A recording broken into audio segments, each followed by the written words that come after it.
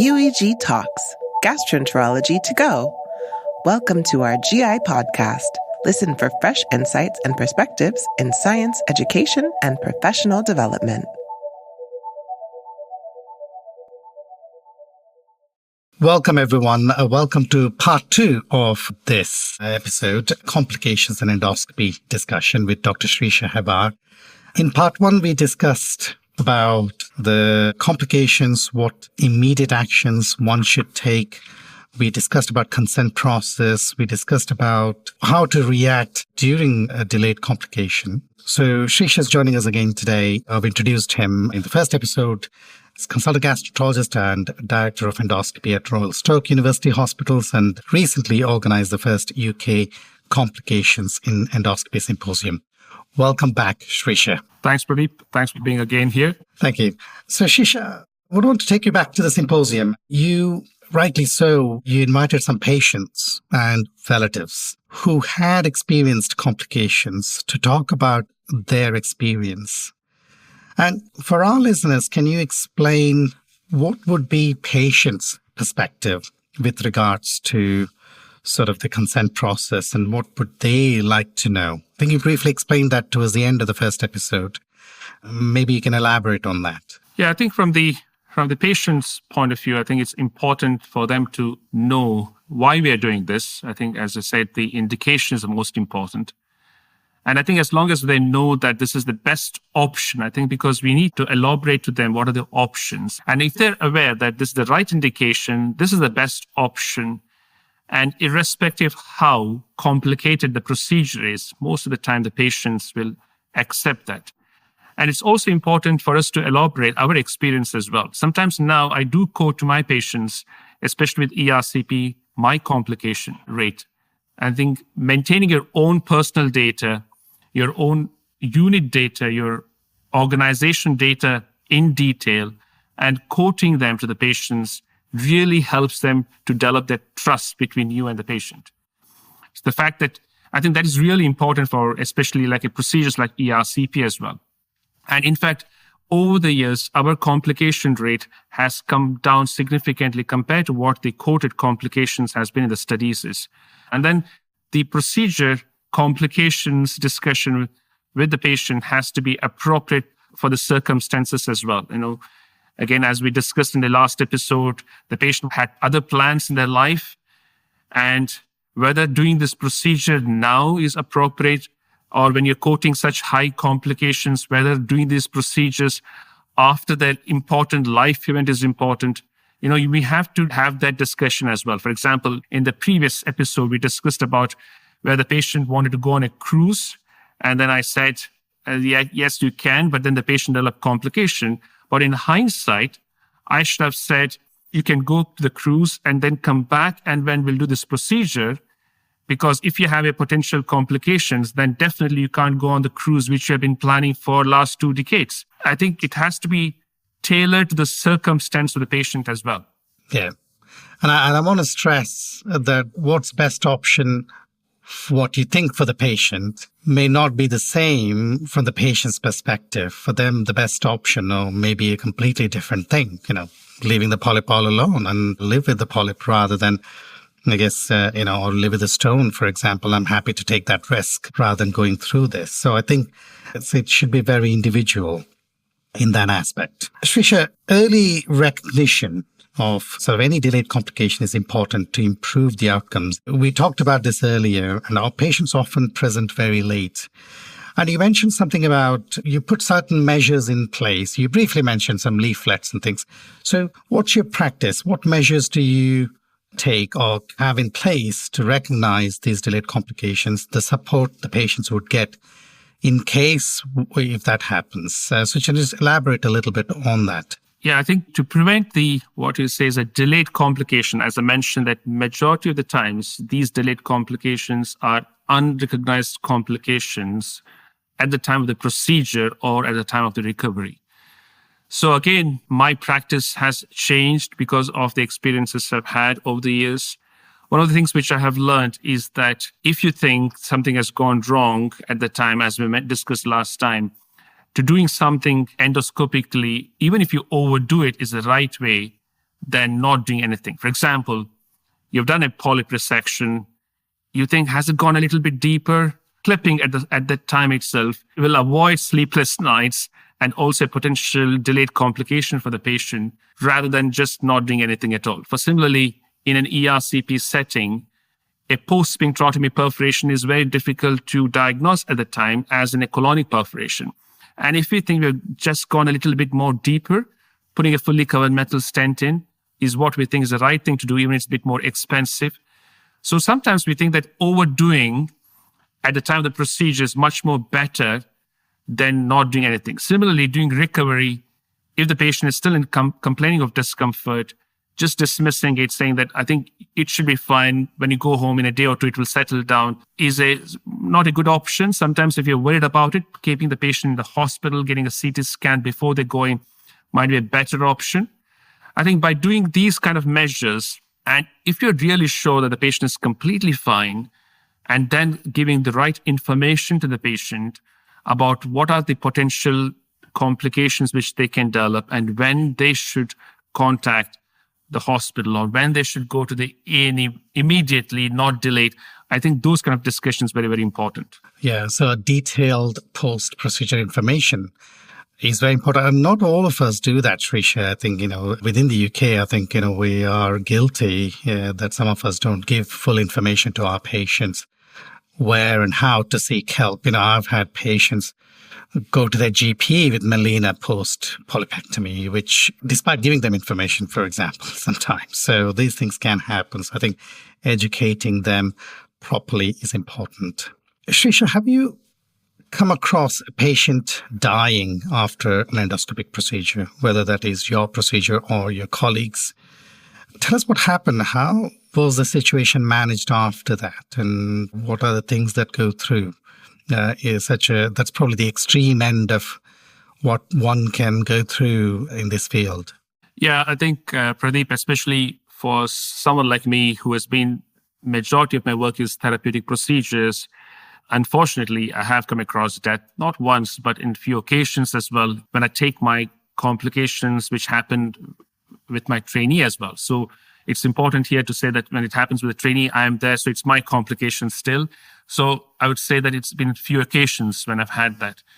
But I think, as we discussed earlier, I think in all these situations, when the indication has not been right is when you really struggle to deal with things like this. So I think if you're prepared well, when you know that you did it for the right purpose, then you have crossed one battle.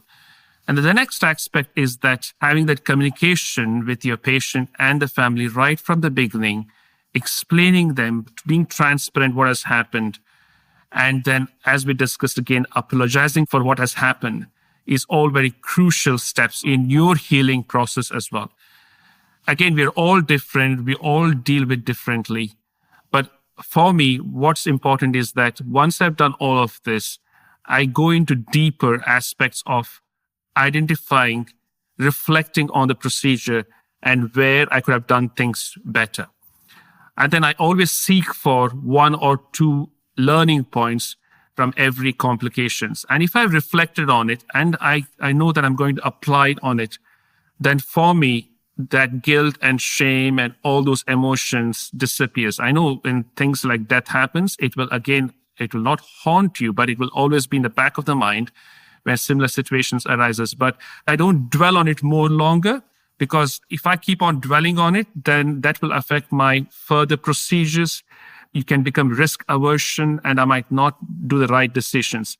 So for me, the learning ends once I've got the reflective points and then I move on. Yeah. So do you have a process where serious complications such as that is reviewed by, let's say, your colleague, and kind of not as a pointing blame or whatever, but as a learning process, if there was anything that could have been done? And I'm sure mostly we would have done everything according to with the best interest in mind, but there may be an occasional learning point that we could have missed or we could have overlooked.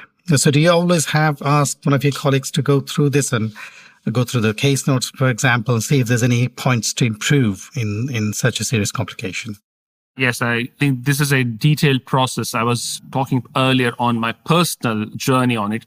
But obviously, I get those learning points after a detailed discussion with my colleagues in the team as well.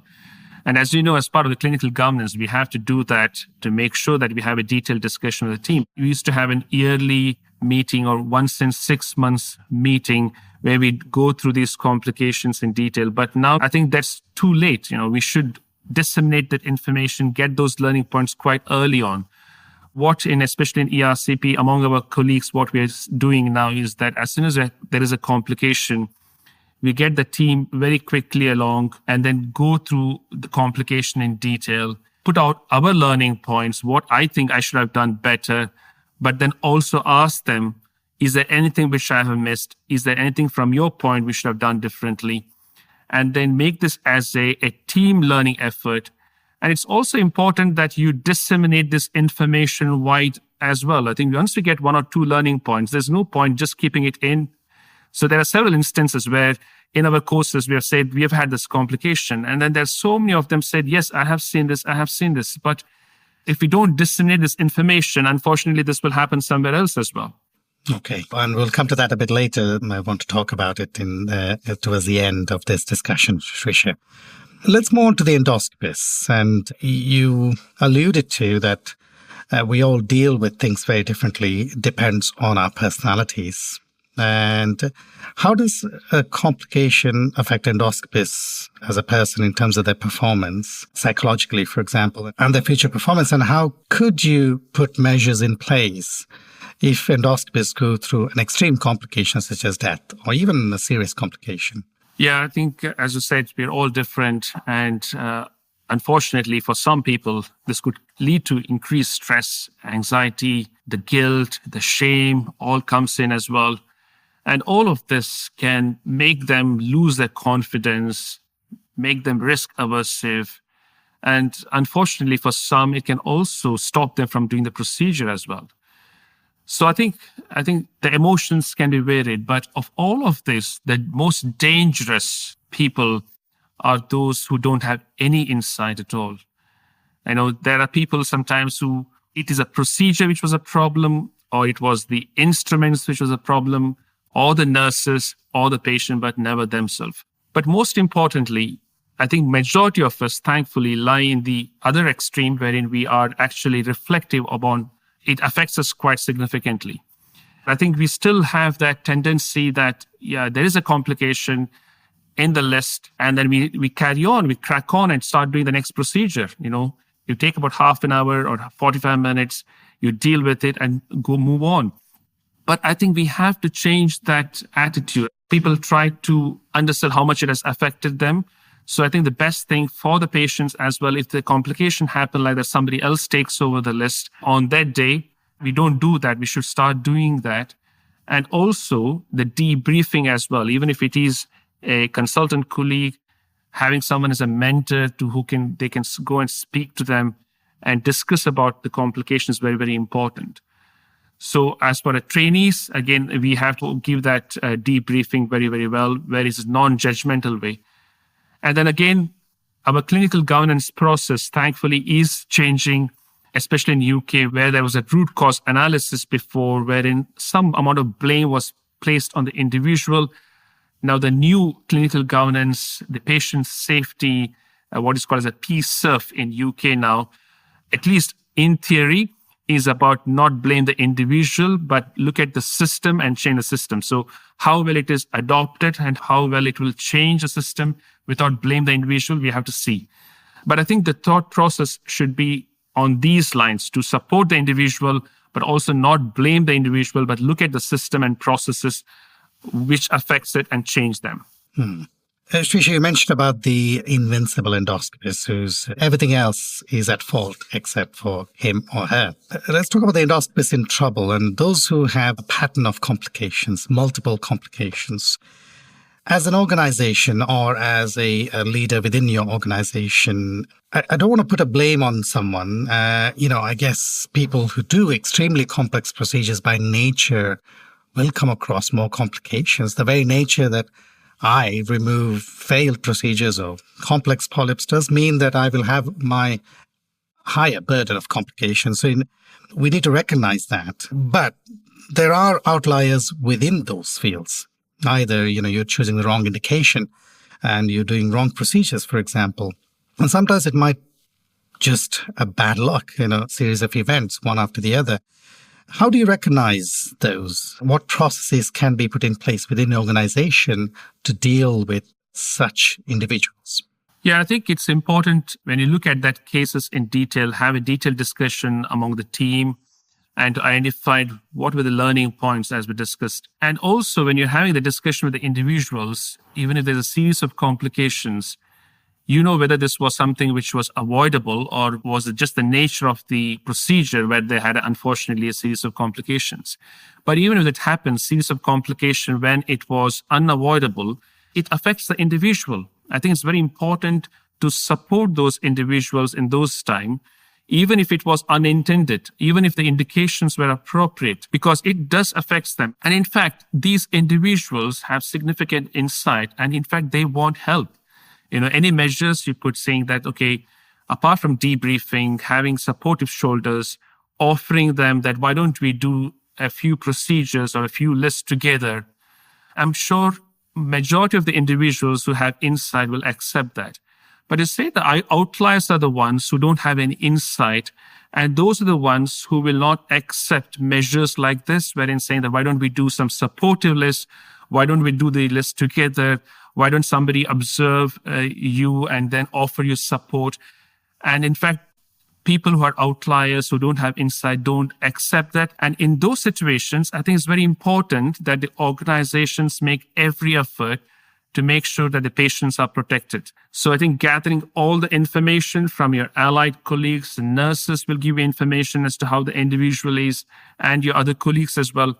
So I think if required, we have to be, rather than beating the bush, I think it's very important the organization takes decisive actions in those times. We're not stopping the individuals from doing the procedures.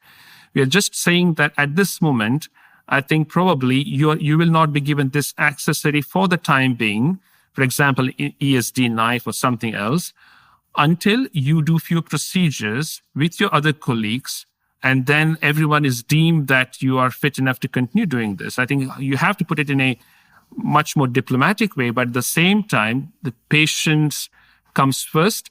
And in those situations, we have to take those efforts wherein even if you have to stop the procedure from the individual from doing the procedure for that moment, we have to be very, very decisive on that.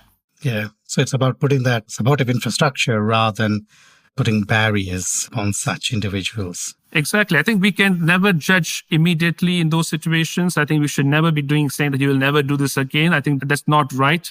I think we have to provide them the supportive environment to do that. But you might be able to convert, even though you call this outliers, with support. Again, majority of the people will turn around. Humans are good in general. That's something which we have to take it on. There are only very few individuals who come into that category, what you call as an outlier, where we have to stop them from doing it completely. Srisha, trainees and complications. In brief, where does the responsibility rest?